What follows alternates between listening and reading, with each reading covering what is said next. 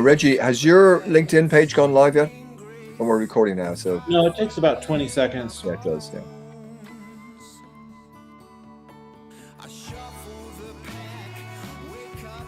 Okay, we'll start in just about 2 minutes.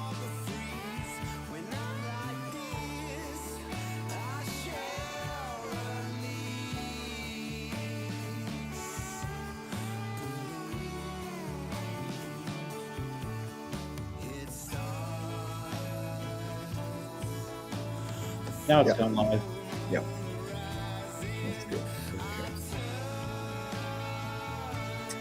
Okay, we'll start in 60 seconds. And meanwhile, we've got Rich Evero-Reed. So this is his piece, his masterpiece. Let's give it a listen.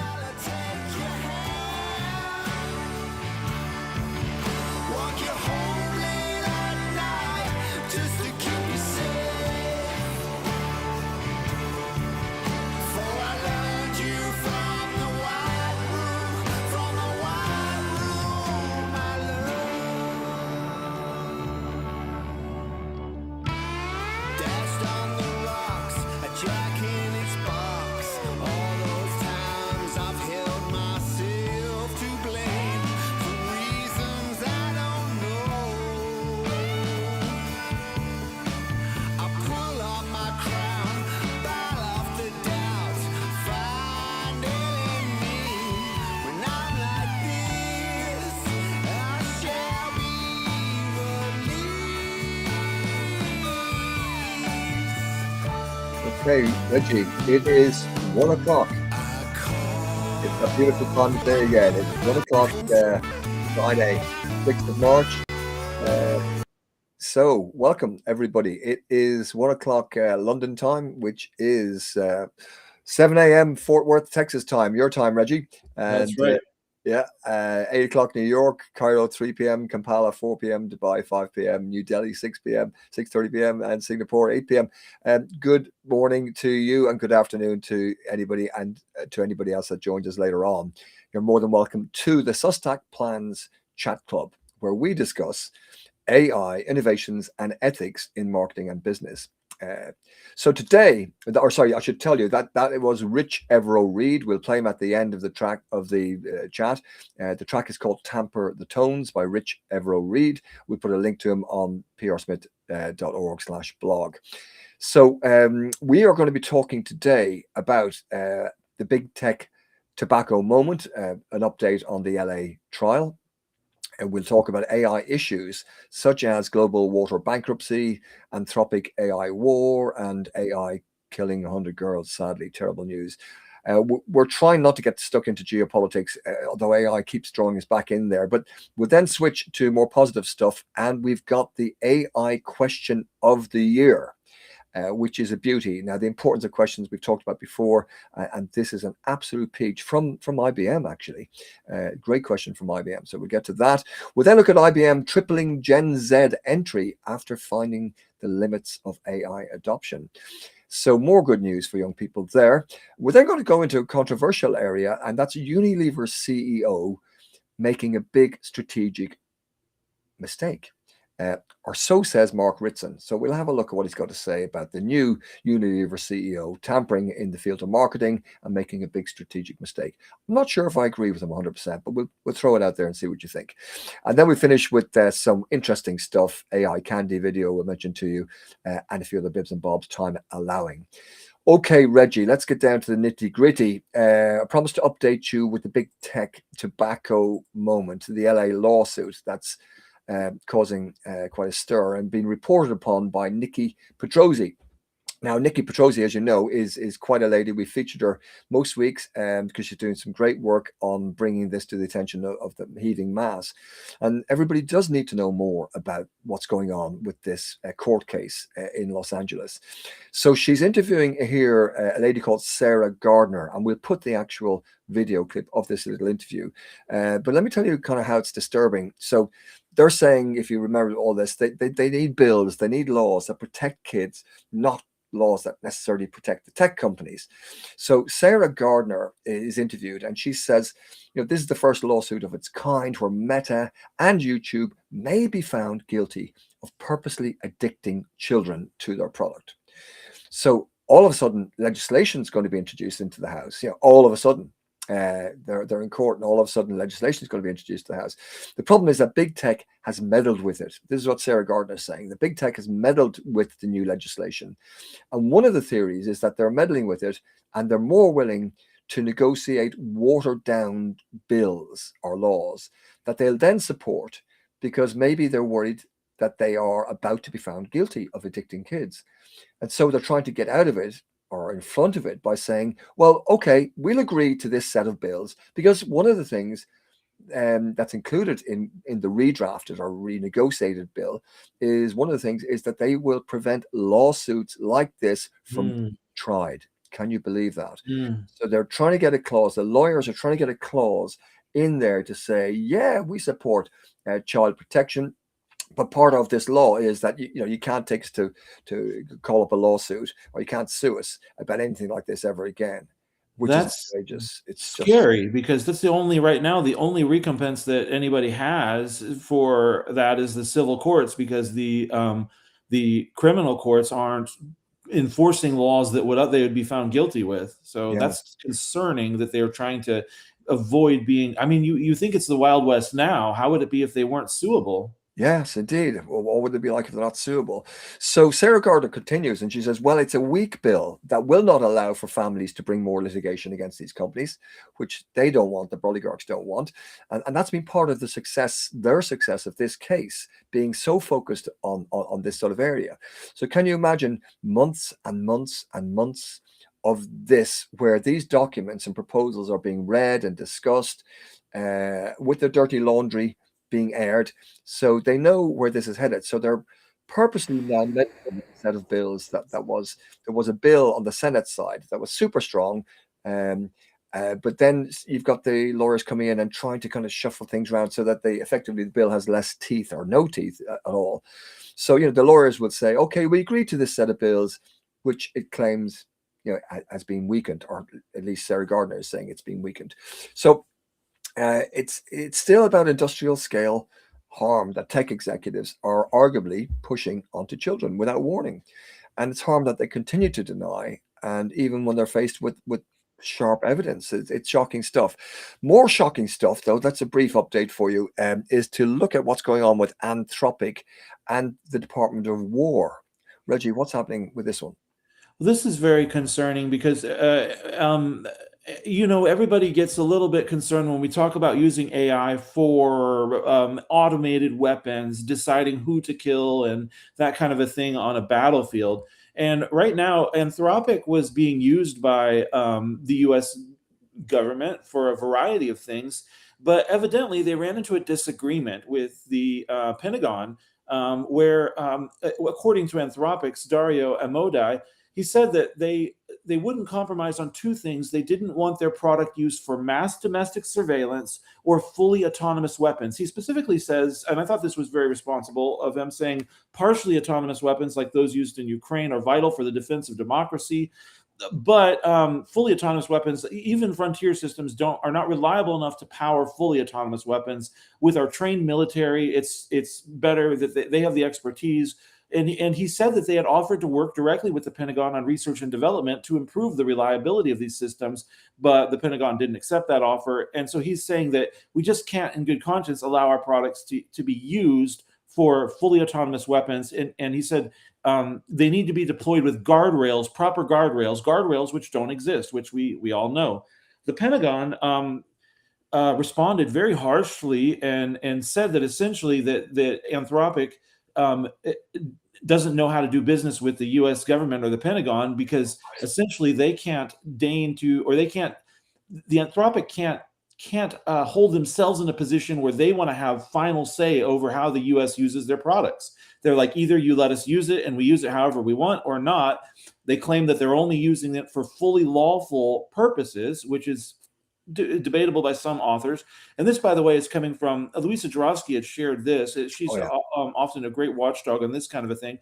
And so ultimately, after some harsh comments from the Pentagon, from the Department of War, formerly the Department of Defense, now the Department of War, Yeah. and Donald Trump, the Undersecretary of War, they labeled Anthropic a supply chain risk so that no U.S. government entity is allowed to use them. So they go from being a preferred provider and Yeah. contractor to being a supply chain risk, which cannot be used by any government entity. Now, then Anthropic was back at the negotiating table. There was hope again that they might work After out. this, the negotiating After this, back on the negotiating table. Okay, good. Yeah. they went back and they tried to work it out, and I think it didn't work out because the last we heard, they had officially been declared a supply chain risk, and I think Anthropic itself was kind of surprised. Yeah. But as we know, as it's been recorded in many places, Trump has a history of using whatever leverage he has against those that don't work with him the way he wants to. When he has his anti-woke AI system rules that suggest that if they make their LLMs in a way that he disagrees with, that they will like cut off funding for this or that the federal government does. He uses the different leverage that the federal government has to push on the states. We saw this when the states tried to have regulation for AI. He said, we'll take away federal vouchers, federal funding for rural internet if you don't do them the way that I say you should, which is no regulation from the states. So it's not a surprise that he labeled him a supply chain risk based on what we've seen, but it does bring into question, do you have to fully hand over your product and say, use it however you want, even for what we say it's not ready for the U.S. Pentagon to use? Or are they trying to maintain too much control at Anthropic over how the Pentagon uses it? So this is just, some people might say this is just not relevant to us guys. We're having a nice time, nice Friday afternoon, all the rest of it. It's very, very relevant if you're in the Middle East, and 5 or 10 or 20 years down the road, it could be very relevant when somebody else starts to monitor our movements and then send drones to our front door or whatever because a bot has made a decision that we're not supposed to exist anymore. So it's rather frightening what's happening there. Nothing, I suppose, too surprising about that. But which brings us on to more. We're not going to dwell too long on the bad news, because there's lots of good news out there we want to get to. But let me just throw in one thing, Paul. Yep. We got a comment from one user who said, I'm hoping that the AI platform Tech Bros unite, like as a union, to all state the same as Anthropic. So that would be a way that all the tech bros, the AI companies, could get together and say, we will not allow our tools to be used for mass surveillance or fully autonomous weapons. Perhaps if they all got together, they could have some power against the misuse. Well, absolutely right. And that's Robin Davis. Robin, thanks very much for that comment. But I'm sorry, I think there's absolutely zero chance, in my opinion, of that happening. What do you think, Reggie? I think it's unlikely to happen, but it would sure be wonderful if they could. Oh, it would be great. And that's the way we should be thinking. But that requires responsible CEOs of responsible tech companies. And we're just not seeing that at the moment. I mean, if we move on to this topic about the era of global water bankruptcy and data centers, it's the same question that's arising again. Who are these CEOs? Do they have ethics? Do they have morals that would allow them to come together and negotiate with the government collectively? They really should be doing that. But you're right, Robin, 100%. But the likelihood of it, I just can't see it. So, I mean, if they don't agree, well, let's take this water issue. Now, we've talked about this many times before, Reggie, water shortages. And the case in mind was, do you remember in Oregon? Yes. It's the newspaper called the Oregonian in Portland, Oregon, investigated Google's data center and discovered it was using vast amounts of water. And either this case or somewhere else, the lawyers negotiated that I could be wrong in this. It could have happened. Let's just say that the tech company is demanding priority of water over local communities, which is kind of shocking. So we read that report in a couple places, I believe. That's right. That's right. Yeah. So the newspaper filed a public records request to see, well, how much water are you using? And they then had to go to a legal battle with the city, and they tried to keep Google's water usage data a secret, a trade secret, competitive advantage, and all that sort of thing. So the city and Google signed a non-disclosure agreement that prevented public disclosure of the company's water usage for years to come. So they're kind of just pulling up, drawing up the closing up the doors, the gates, the drawbridge, if you like, and so they're making it very difficult. Now, this is in context or competing with or measured against a peer-reviewed report from the United Nations published last month, and it formally defined a new post-crisis reality for billions of people, and it's marking the dawn of an imminent global water bankruptcy with irreversible damage, I guess, to economies, to society, and to the environment, I'm guessing. There's a new term, which is water stressed and water crisis. Now, these new terms fail to reflect what's going on, really. It sounds kind of nice language, but we're living in a post-crisis reality marked by, I think, irreversible losses of natural water capital and an inability to bounce back to historic baselines. Now, this is written by Tim El-Sheikh, who's on top of this quite a bit. There'll be even worse cases in Middle East, North Africa, you name it. So we won't dwell on it anymore, but we will put a link to that article, and people again go and have a look at the peer-reviewed report from the United Nations, that this is an issue, and we need to be, as communities, mobile and demanding that that we're not second-class citizens against the data centers. So we need to get more active. Okay, last bit of bad news, Reggie. In the greater scheme of AI and the use of AI for military usage, and then we'll move back to business straight away. But you've got one other item there. Yeah, there was one other thing, and this is interesting in how it relates to everything. So we talked about the Anthropic versus the U.S. Department of War. Well, then it turns out there's a report from the New York Times. This was shared by Chiara Gallese on LinkedIn, where according to this report, the Pentagon had used generative AI in its strikes in Iran, including the one where 100 girls ended up dead. And the question was, what Chiara pointed out was that, remember what generative AI actually is. Claude, this is what was reportedly used for these strikes. Claude is not a reasoning engine. It is a statistical next word predictor trained on a vast corpus of text. It produces convincing phrases, not verified truth, not battlefield grade intelligence, just plausibility of text. Now, hold on. Just say that again, Reggie. Not battlefield grade intelligence, just plausibility of text. Right. Yeah. And we are now embedding that into kill chain environments. Yeah. Plausibility of text, not into battlefield grade intelligence. She reminds us that they hallucinate confidently, fabricate sources, struggle with uncertainty, break under edge cases, and are prone to cyber attacks. She points out that this is not progress, but this is really kind of more represents an ignorance of AI's capabilities and really what AI is.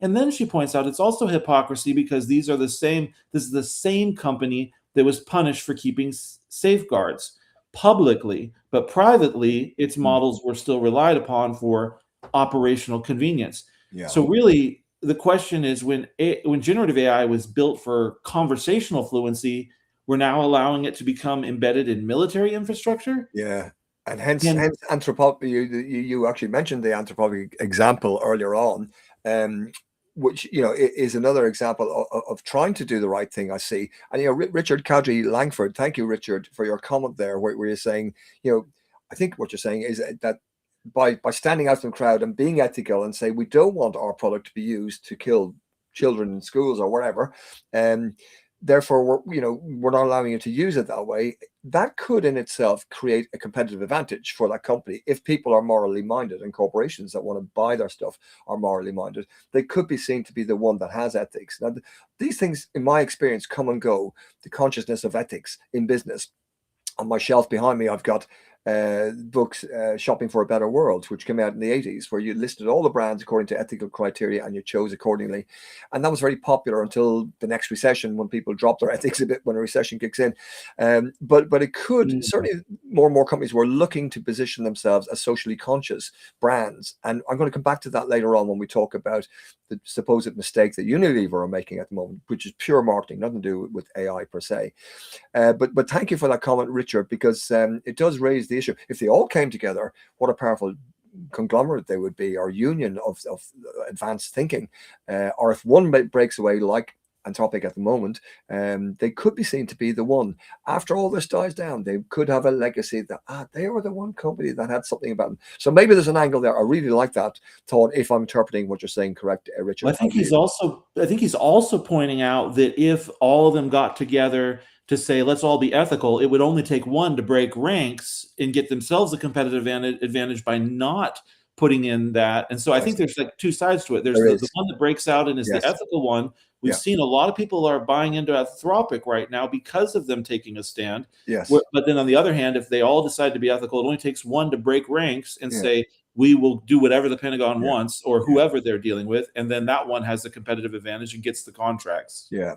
So, okay, may come back to shopping for a better world or investing for a better world, and more consciousness, and more people asking questions: where are funds going?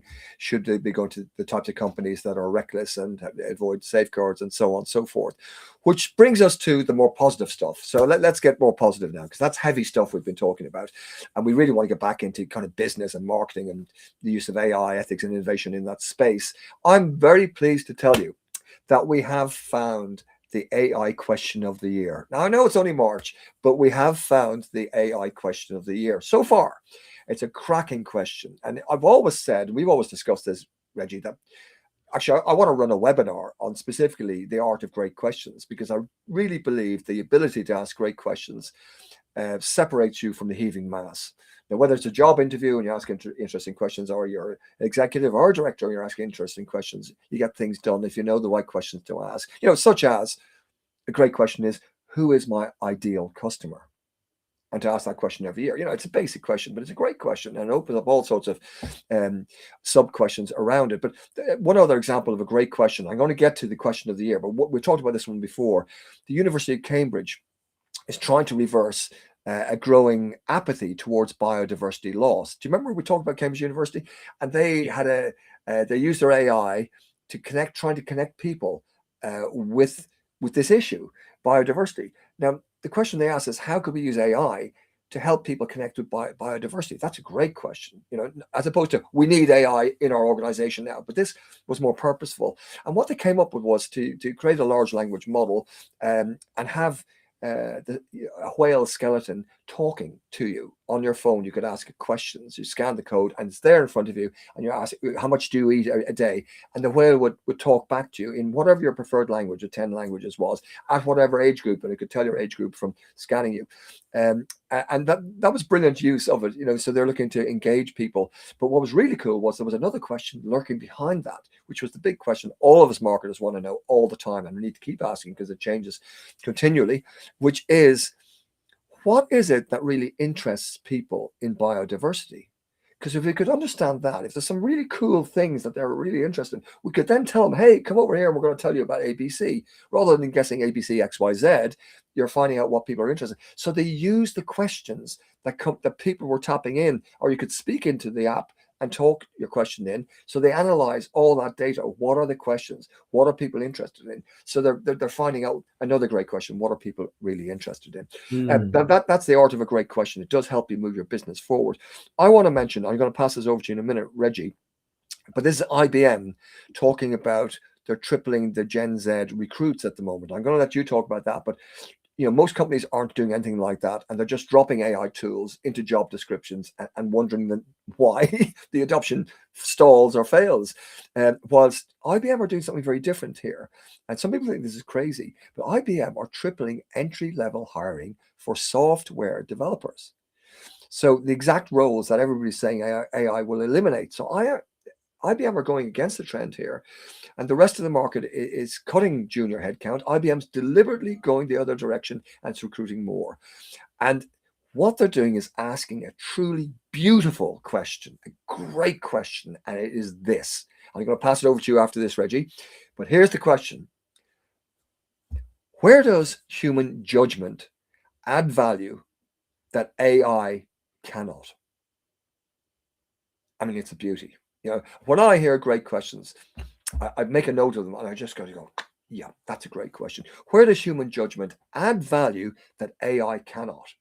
And when we find the answer for that, then we apply our AI in that space, rather than we must have more AI. Now, ask this kind of question first. Now, this came out of the news that IBM's tripling Gen Z recruits because they see the limits of AI.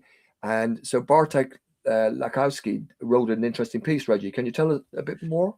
Yeah, so tripling entry level hiring, it's not just a matter of saying like AI can't do it. They're also investing in the future because companies that double down on entry level hiring now, the thinking is will be the most successful in 3 to 5 years. Because right now, 37% of organizations plan to replace early career roles with AI.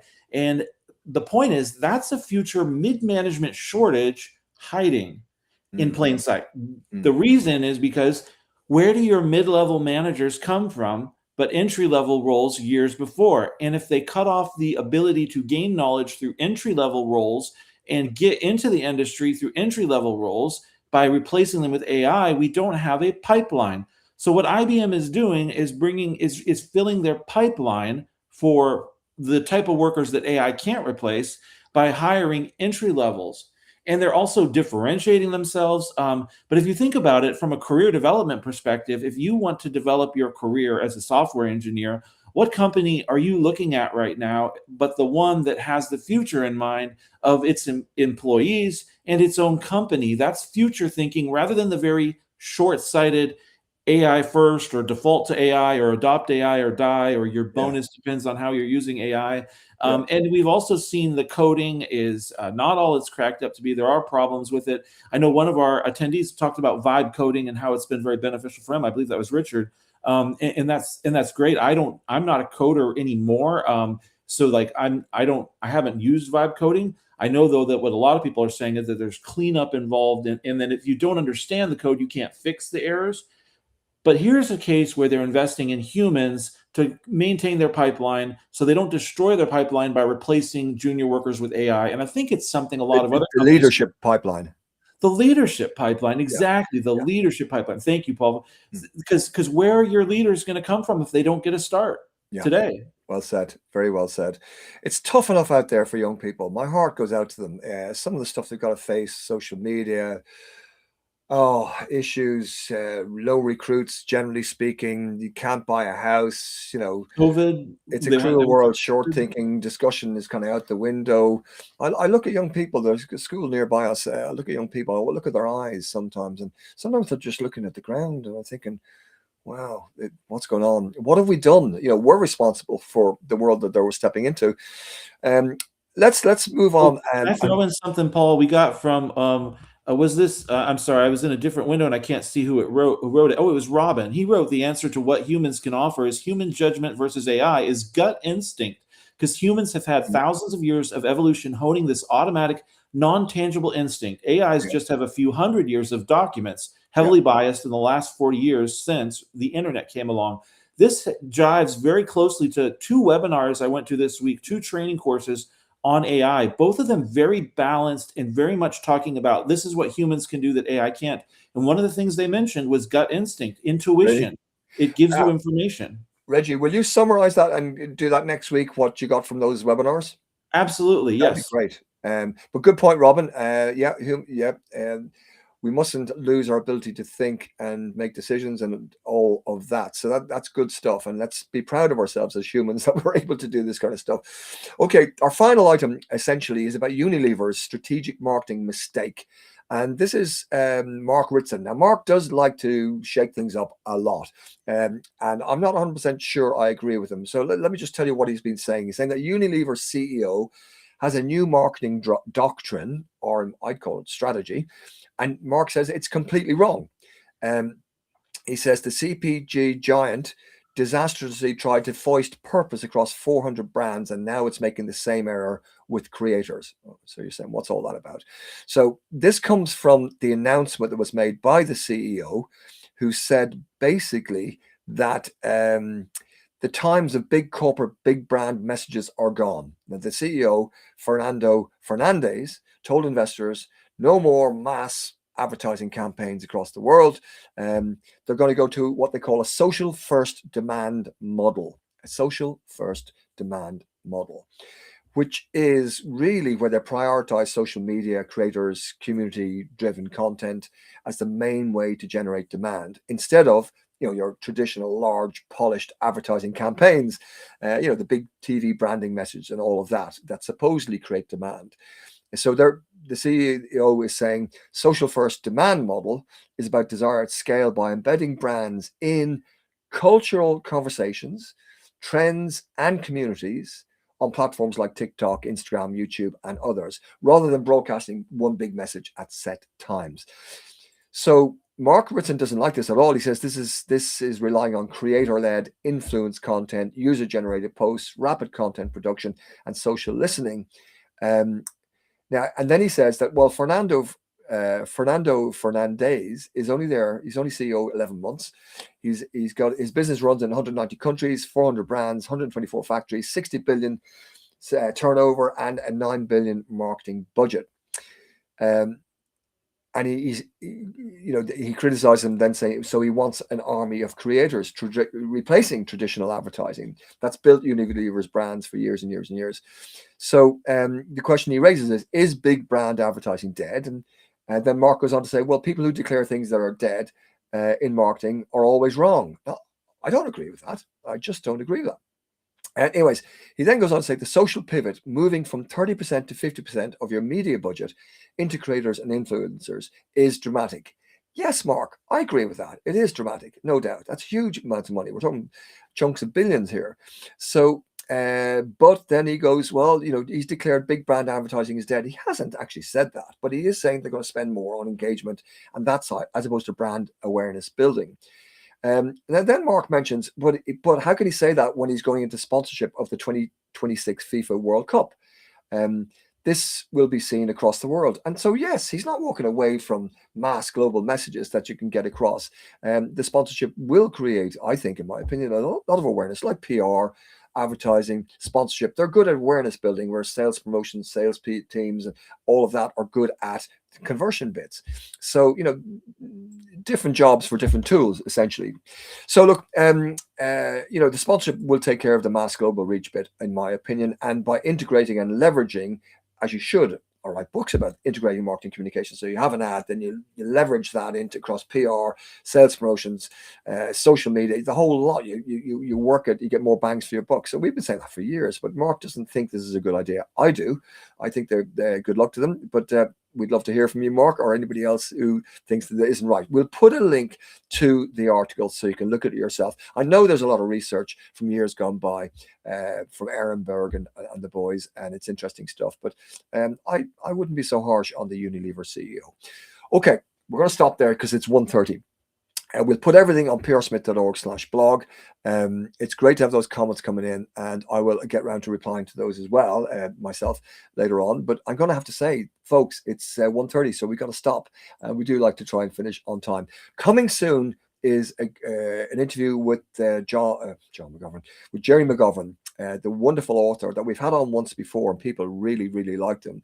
It's quite a shocking book called The 99th Day. He's a guru in digital everything, and we'll get Jerry on the 10th of April. Don't miss that one, 10th of April. April we'll 10th. tell you 10th of April, yeah. So we'll tell you a bit more about that. But let's just say for now, my friends, Reggie, thank you once again.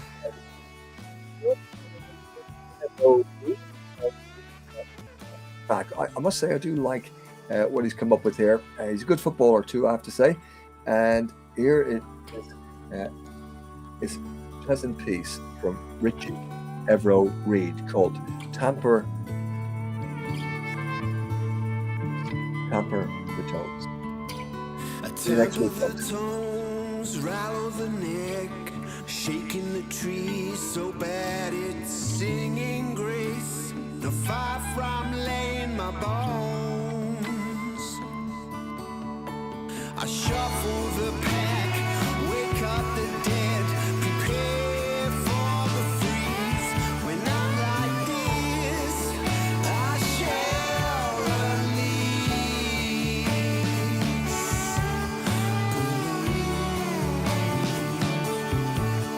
It starts.